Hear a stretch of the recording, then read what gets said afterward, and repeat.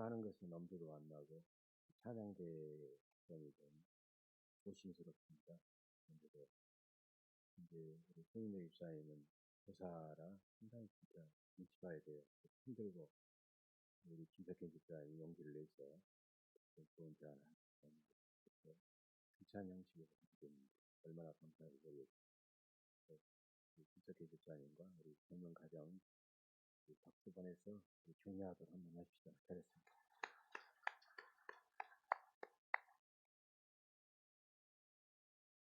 예, 풍독한 말씀 중심으로 호산나 기도는 소망의 백기입니다. 이런 내용으로 은혜를 나누고자 합니다.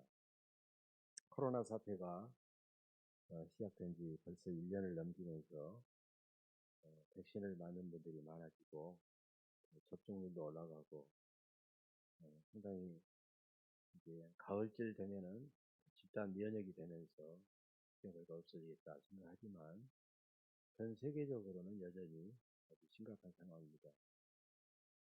네, 우리나라는 한반도 비핵화 문제 등 너무 불확실한 상황이 우리 앞에 놓여 있기 때문에 사람들은 많은 불안과 두려움을 안고 살아가고 있습니다. 경제적으로 침체되어서 힘들고 어려운 상황에서 하루에 자살률도 훨씬 더 올라가는 심각한 문제를 보고 있고, 우리가 이런 상황에서 고난주 안의 첫날 종료주의를 맞이했는데 지금 우리에게 가장 절실히 필요한 것이 뭐겠습니까? 저는 그것은 무엇보다도 소망의 백신이다. 우리가 진짜 맞아야 될 것은 코로나 백신도 중요하고 그렇지만 소망의 백신을 맞아야 되겠다는 거죠. 그래서 많은 사람들이 다시 힘을 내고 소망을 갖고 새롭게 살아야 됩니다. 사람들은 밥을 안 먹으면 40일까지 견딘다고 그래요. 물을 안 마셔도 한 일주일 이상은 견디고 숨을 안 쉬어도 보통 한 4, 5분 내에 사람들이 죽는데 어떤 사람은 한 7분, 8분까지 가는 사람도 있다고 합니다. 사람은요, 소망이 사라져버리고 절망에 빠지게 되면요, 그냥 그 사람은 힘없이 죽어버리는 거예요. 그래서 우리는 어떤 상황에서도 소망이라는 백신을 가져야 된다는 거예요. 독일의 작가 단테가 쓴 명작 신곡에 보면 천국편이 있고 지옥편이 있고 연옥편이 있고 이러거든요. 지옥편에 가면 사람이 지옥에 딱 들어가면 지옥문 위에가 뭐 글씨가 써져 있는데 이곳에 들어오는 사람들은 모든 희망을 버려라. 지옥이 뭐냐? 지옥은요, 희망이 없는 사람들이 가는 곳이에요. 희망이 없는 사람들이 사는 그 현장이 바로 지옥이다라고 말할 수 있어요. 그래서 소망의 백신을 가진 사람들에게는 하나님을 바라보게 되고 하나님의 은혜와 도우심을 믿게 되고 그의 삶이 앞길에는 분명한 길과 해답을 찾게 된다는 거죠. 그러면 소망이란 백신을 누가 주실까요? 소망의 백신을 누가 줘야 갔잖아요. 이게 베드로전서 1장 21절에 보면 이런 내용이 나옵니다. 너희는 그를 죽은 자 가운데서 살리시고 영광을 주신 하나님을 그리스도로 말미암아 믿는 자니 너희 믿음과 소망이 하나님께 있게 하시느니라. 우리의 믿음이 하나님께 있고 우리의 소망이 하나님께 있다는 거죠. 그래서 우리는 하나님을 견고하게 믿고 신뢰하면 하나님은 우리에게 소망의 백신을 안겨주십니다. 우리가 믿음을 가졌더니 소망의 백신을 주십니다. 우리 세상의 어떤 상황에서도 하나님을 믿는 사람들이기 때문에 절망의 사람이에요. 하나님을 믿는 사람들이 못 살겠다고 절망해버리면 그건 하나님 믿는 사람이 아니라. 왜냐하면 우리들은 설령 이 땅의 삶이 살다가 끝나버려도 우리는 가장 좋은 천국이 예비되어 있죠. 근데 뭘 우리가 이 땅에서 일이 안 되고 힘들다고 절망해버리죠. 예레미야 29장 11절 말씀인데요. 이 말씀이 세상 사람들이 가장 많이 애송하는 성경이 뭐냐 하면 시편 23편, 요한복음 3장 16절 이런 건데 이 말씀이 어느 순간에 가장 1위를 차지했어요. 예레미야 29장 11절입니다. 여호와의 말씀이니라 너희를 향한 나의 생각을 내가 하나니 평안이요 재앙이 아니니라. 너희에게 미래와 희망을 주는 것이니라. 너희는 너희가 내게 부르짖으며 내게 와서 기도하면 내가 너희들의 기도를 들을 것이요 너희가 온 마음으로 나를 찾으면 찾을 것이요 나를 만나리라. 그 희망의 근거를 뭐예요? 희망의 근거를 기도에 두고 있고 최종적으로 하나님께 두고 있다는 거예요. 우리는 이 말씀에서 소망의 백신을 주고 싶은 하나님의 마음을요 우리가 느끼게 되는 거예요. 코로나 바이러스가 지금까지 창궐한 이유도 이대로 인류는 끝나는 모양이구나 이렇게 절망적으로 생각하는 사람도 있지만 인류를 멸망시키기 위해서 주는 것이 아니라는 거예요. 오히려 재앙을 통해서 우리에게 평안과 미래와 희망을 주는 것이다. 예레미야 선지자에 하면 이것을 우리는 깨닫게 된다는 거예요. 그래서 우리는 어떤 상황에 처할지라도 어떤 흉한 소문이 우리에게 들려올지라도 우리는 소망이라는 백신을 꼭 붙들고 서로 막 희망의 하트를 날리면서 막 서로 격려해주면서 막 힘을 북돋아주면서 그렇게 하면서 살아가야 될 줄로 믿습니다. 오늘 마태복음을 통해 그런 하나님의 뜻과 마음을 우리는 느끼시기를 바랍니다. 오늘 본문에 보면 우리는 세 가지를 좀 주목할 필요가 있습니다. 뭐냐? 첫째는 나귀 새끼, 두 번째는 종려나무, 세 번째는 호산나 외침입니다. 첫째로 예수님은 용의주도하게 나귀 새끼를 미리 준비해 놓으셨다가 제자 2명을 미리 보내가지고 그 나귀와 나귀 새끼를 끌어오게 하셔서 그 나귀 새끼에 올라타시고 예루살렘 성에 입성하셨다는 거예요. 여러분 지금까지 수많은 독재자들 그리고 수많은 사이비 이단 교주들 보세요. 자기 권력을 막 과시하기 위해서 과하게 막 장식된 보물로 보석으로 금으로 장식된 백마를 검정말은요 색깔이 묻혀버리니까 하얀 백마를 타고 막 그 시대잖아요. 여러분 또 언론에서 그런 모습 봤죠. 또 북쪽에 있는 김모 그 양반도 백두혈통이다 해가지고 막 백두산 말 타고 막 수많은 부하들과 함께 갔잖아요. 여러분 예수님은 그럼 이왕이면 화려한 백마를 타시지 않고 왜 나귀 새끼를 타셨을까요?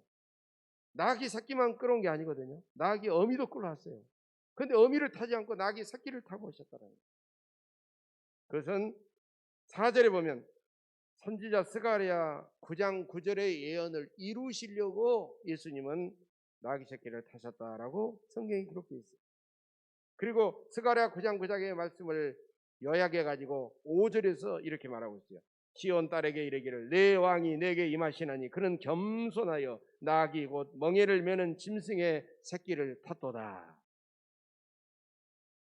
역사상 포악하고 탐욕스러운 정복자들은 어느 시대에나 계속 있어 왔죠. 다른 나라를 끊임없이 정복하고 사람들을 막 죽이고 집을 불지르고 수많은 재산들을 다 빼앗아갔어요. 13세기 인류가 생긴 이래로 인류 역사상 가장 넓은 영토를 차지했던 몽골 제국의 징기스칸, 그는요 아시아의 대부분 땅에 다 차지하고 유럽의 헝가리를 넘어서 유럽의 저 북쪽 바로 스칸디나비아 반도 밑에까지 다 차지했어요. 그런데 이 징기스칸이 남긴 어록들이 있습니다. 이런 어록들이에요. 가장 좋은 삶은 너의 적들을 쳐부수고 그들이 네 발 앞에 쓰러지는 걸 보며 그들의 말과 재산을 다 빼앗고 그들의 여자들의 울음소리를 듣는 것이다. 정복자들의 가장 좋은 삶이 그거라는 거예요. 그러면서 모두가 내 발밑에 쓰러지기 전까지는 승리했다고 말하지 말라. 나는 많은 잔혹한 행위를 하고 많은 사람을 죽였다. 그러나 다른 사람이 나를 어떻게 생각하든지 나는 그것을 신경 쓰지 않는다. 여러분 얼마나 강포하고 오만하고 교만하고 탐욕스러운 정복자의 말입니다. 그랬던 징기스칸도 그 엄청난 대제국을 건설해 놓고 인생의 빨년에 그렇게 잘 타던 말에서 어떻게 떨어져 가지고요. 그 다음부터 투상을 입고 시름시름 앓다가 세상을 떠나게 됩니다. 그리고 그의 나라는 얼마 후에 네 조각이 나가지고 이제 하나하나씩 멸망되어요. 지금 지구상에는요 거의 몽고하면 땅덩어리만 없지 거의 존재도 찾아볼 수 없는 그런 나라가 되었습니다. 이분이 죽으면서 남긴 말을 우리는 유념해야 됩니다. 내가 다시 태어난다면 평범한 사람으로 평범한 게르에서 살다가 게르는 몽고 사람들의 집이죠. 초원의 집. 평범한 게르에서 살다가 평범하게 늙어서 죽고 싶다. 여러분, 그가 나중에 죽기 전에 철든다고 나중에 깨달은 거예요. 나중에 뒤늦게 깨닫는 거예요. 자기가 그렇게도 추구했던 그 욕심 다 가져갈 수 없고 그것이 얼마나 헛되고 부질없었던 것인가를 그는 깨달았던 거죠. 징기스칸의 말만이 아니라 성경에도 그 어마어마한 부귀영화를 누렸던 솔로몬 왕도 전도서에서 헛되도다라고 하잖아요. 그리고 자기가 마지막에 얻은 결론은 오직 하나님을 경외하고 그의 명령을 지키면서 사는 것이 영원히 남는 삶이다라고 했어요. 참되고 행복하고 영원한 삶은 끊임없이 다른 사람들을 죽이고 빼앗는 삶이 아니라는 거예요. 나에게 주어진 것에 늘 자족하면서 다른 사람들을 배려하고 사랑하고 늘 온유하고 겸손하게 살아가는 삶이라는 거예요. 예수님께서 나귀 새끼를 타신 이유도 바로 그렇습니다. 나는 너희를 구원하는 참으로 작고 겸손한 메시아다. 나는 왕이지만 너희를 구원하는 고난받는 메시아다. 이것을 그들에게 상징적으로 보여주신 하나의 시위의 시위, 데모하는 거예요. 지금 수많은 권력자들과 수많은 사람들 앞에서 지금 시위하고 있는 거예요. 여러분들도 주님처럼 늘 자족하면서 다른 사람들을 배려하고 사랑하고 늘 겸손하고 온유하게 살아가시기를 주의 이름으로 간절히 축복합니다. 두 번째로 예수님이 예루살렘 성에 입성하실 때 사람들이 길에다가 자기 겉옷을 막 깔고 손에는 종려나무 가지를 들고 열렬히 예수님을 환영했습니다. 오늘 본문에 보면 8절에 보면 나뭇가지를 베어 길에 펴고 그랬어요. 이게 마태복음에 나뭇가지라고만 나와 있습니다. 마가복음도 마찬가지고요. 누가복음도 마찬가지고 공관복음서는 어떤 나무라는 게 나와 있지 않아요. 그런데 다행히 제4복음서인 요한복음에는 요한복음 12장 13절에 보면 바로 종려나무 가지라는 말이 나오고 있습니다. 그 주변에 수많은 종류의 나무들이 있었는데 왜 하필 종려나무였을까요? 종려나무는요, 이스라엘 나라에 가장 보편적으로 많으면서도 영적으로 중요한 세 가지 의미가 있는 것입니다.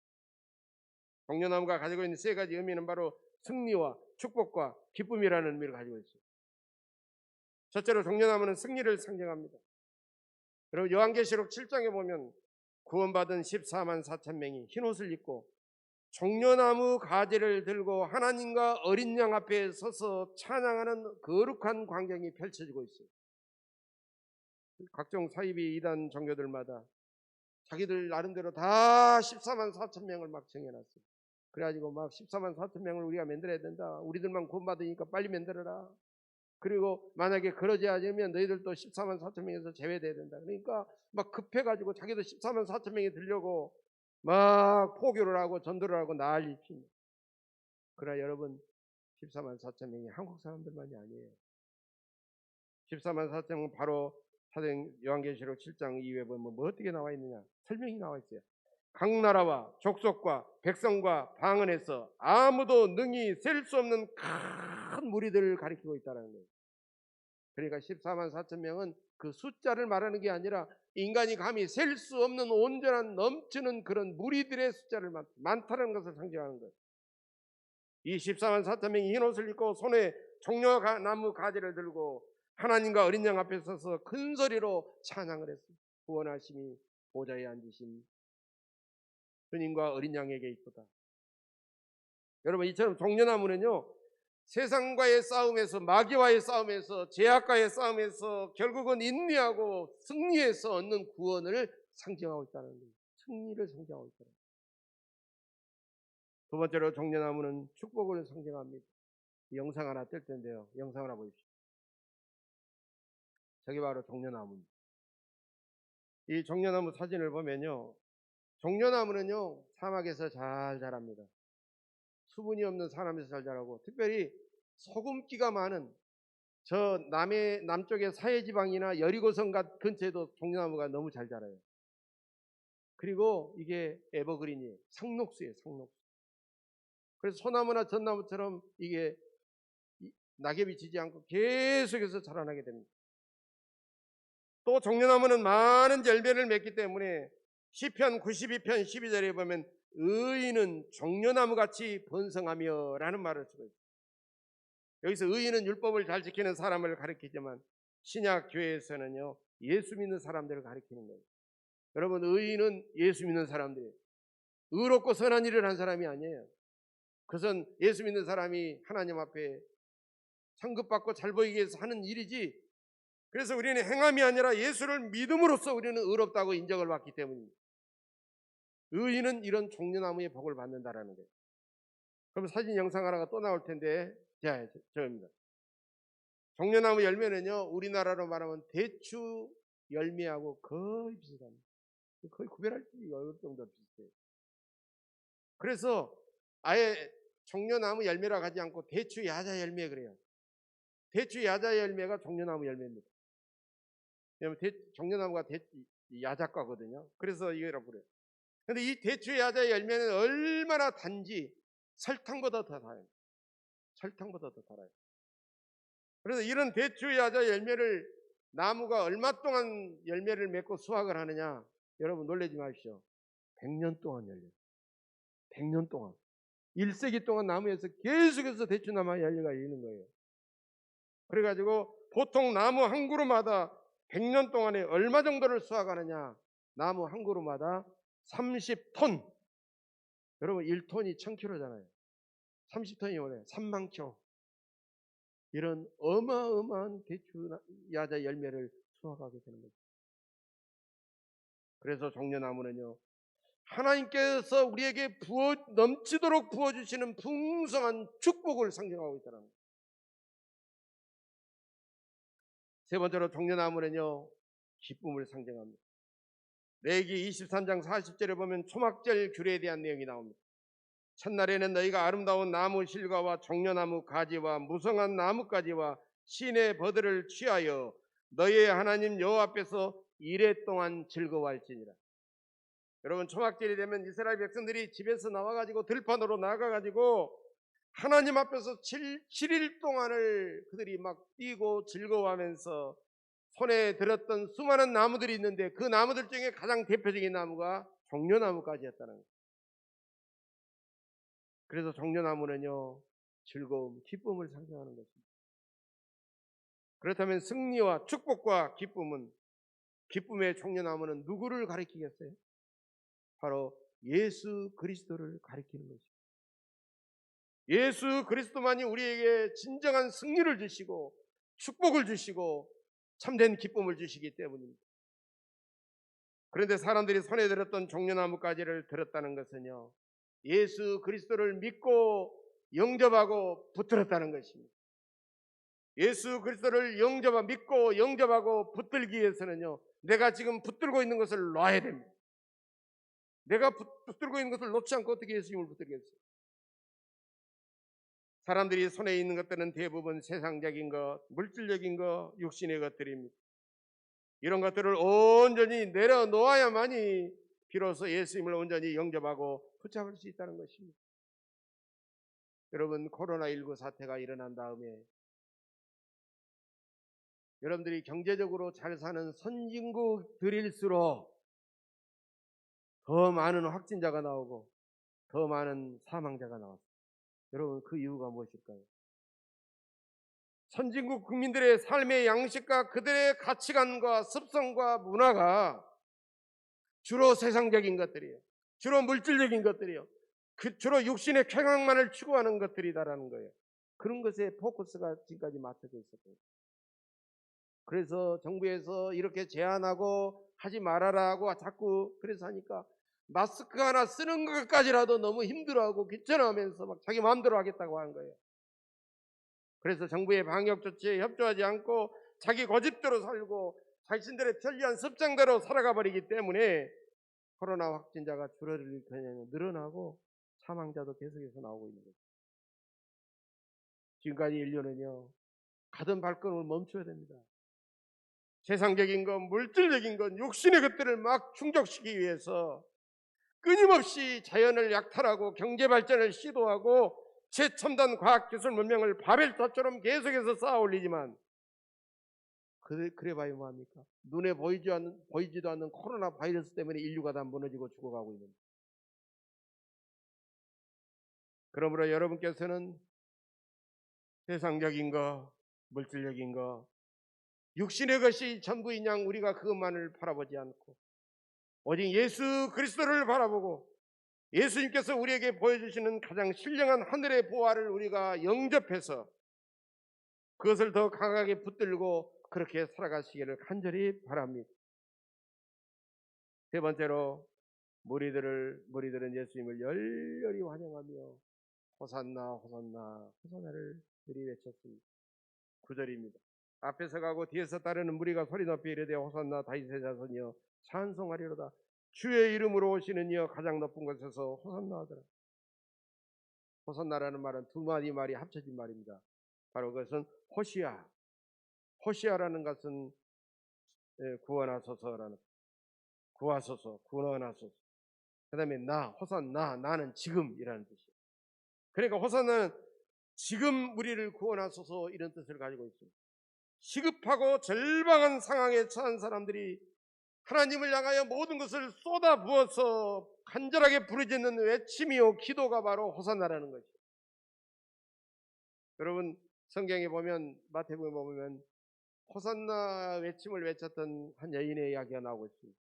마태복음 15장 21절을 보면 예수님께서 이방 땅 두로와 시돈 지방을 가시니까 한 가나안 여자가 예수님 앞에 막 달려와서 무릎을 꿇고 다윗의 자손이여 나를 불쌍히 여기소서 내 딸이 흉악하게 귀신 들렸나이다. 다윗의 자손이라는 말은 바로 메시아라는 뜻이거든요. 이 여인도 메시아에 대한 지식을 가지고 있어서 이때 예수님이 지나가 보면 우리는 끝난다 생각하고 절박한 마음으로 달려가지고 이렇게 기도했습니다. 이 여인의 외침이 바로 호산나였습니다. 그래서 이 호산나에는요 주여 나를 불쌍히 여기소서, 주여 저를 도와주소서, 이 두 가지 의미가 들어있다는 거예요. 이 가난한 여자의 호산나 기도를 들으신 주님께서는 감동하시면서 여자여 내 믿음이 크도다, 내 소원대로 되리라 이렇게 말씀하시자 그 여자의 딸이 귀신에서 해방되어 온전하게 되었습니다. 여러분 사람들의 위로와 공유는 잠깐은 필요하겠지만은 영원히 우리에게 도움은 되지 않습니다. 그러나 우리가 하나님 앞에 힘들고 절박하고 어려울 때 호산나를 외치면 하나님은 우리를 불쌍히 여기시고 반드시 우리를 도와주십니다. 그래서 호산나를 예수님 기도라고 그래요. 호산나는 뭐냐? 예수님 기도다. 예수님 기도라는 것은 예수님은 절박한 사람의 기도에 귀 기울이시고 그 기도에 응답해 주시기 때문입니다. 여러분 어떤 기도가 잘 응답되느냐? 이 호산나 기도에 응답되신다는 거예요. 주여 나를 긍휼히 여기소서, 주여 저를 도와주소서. 여러분 이번 오늘부터 시작하는 고난주간 한 주간 동안 여러분은 이 예수님의 기도로서 계속 기도하시기를 바랍니다. 주여 나를 불쌍히 여기소서, 주여 나를 도와주소서. 여러분 이것이 호산나 기도예요. 우리 주님께서는 무리들의 호산나 외침에 어떻게 응답하셨느냐? 주님은 어떤 말씀도 하지 않으시고 묵묵히 당신의 길을 걸어가셨습니다. 그 길이 무슨 길이에요? 십자가의 길입니다. 주님은 십자가로 응답하셨습니다.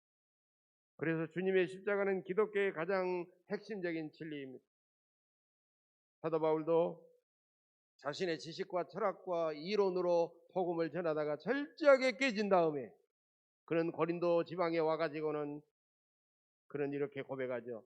내가 너희 중에서 예수 그리스도와 그가 십자가에 못 박히신 것 외에는 아무것도 알지 아니하기로 작정하였습니다. 이 고린도전서 2장 2절의 말씀입니다. 주님의 십자가는 우리에게 무조건 베풀어 주시는 하나님의 아가페 사랑을 보여주신 것입니다.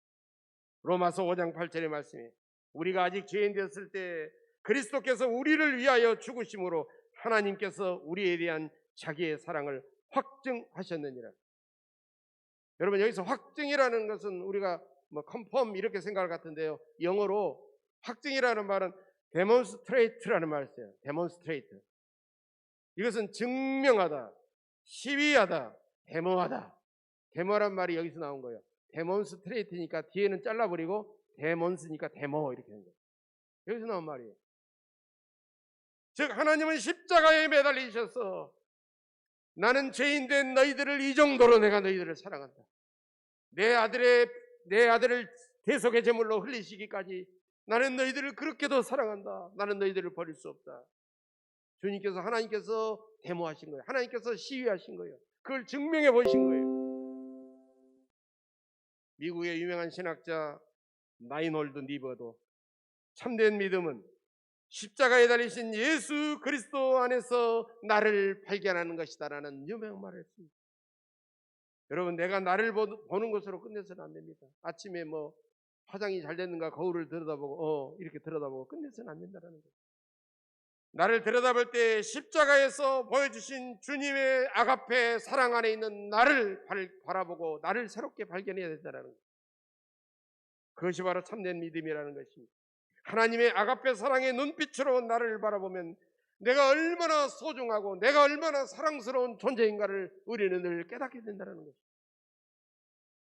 이번 한 주간 동안 계속해서 호산나 기도를 드리시기를 바랍니다. 주여 나를 불쌍히 여기소서. 주여 저를 도와주소서. 여러분, 많은 사람들이 불안하고 두려워하고 절망하지만 우리는 이 기도를 계속 드리면서 하나님의 놀라운 위로와 소망을 우리의 가슴속에 충만히 채우시기를 바랍니다. 우리에게는 어떤 상황에서도 소망의 백신이 필요합니다. 이 호산나 기도가 우리에게 소망의 백신입니다. 사람들은 코로나 주사를 맞아도 낙심하고 절망해 버린다면 아무런 소용이 없는 거예요. 어떤 사람은 코로나 백신을 맞고 하루 이틀 후에도 죽잖아요. 그건 효과가 없다는 것입니다. 이미 절망해 버린 사람들은 그렇다는 거예요. 여러분, 우리 주님께서 십자가에서 보여주신 아가페 사랑 때문에 우리는 마지막 순간까지 소망이 있는 것입니다. 낙심하지 마십시오. 절망하지 마십시오. 두려워하지 마십시오. 마지막 순간까지 호산나 기도를 드리면 소망의 주님을 붙잡으시면 우리 주님께서 치유와 회복의 능력을 주시고 승리와 축복과 기쁨을 여러분들의 심령과 삶 속에 충만히 부어주실 줄로 믿습니다. 십자가에서 부어주시는 우리 주님의 은혜와 평강과 기쁨이 여러분에게 충만하시기를 주의 이름으로 간절히 축복합니다. 기도하겠습니다. 은혜와 평강의 아버지 하나님, 여전히 너무나도 어렵고 힘든 상황이지만 우리를 불쌍히 여기시고 구원하옵소서. 우리를 위해 십자가 지시는 하나님의 그 절대적 아가페 사랑을 느끼면서 우리가 얼마나 소중하고 사랑스러운 존재인가를 다시 한번 깨달았습니다.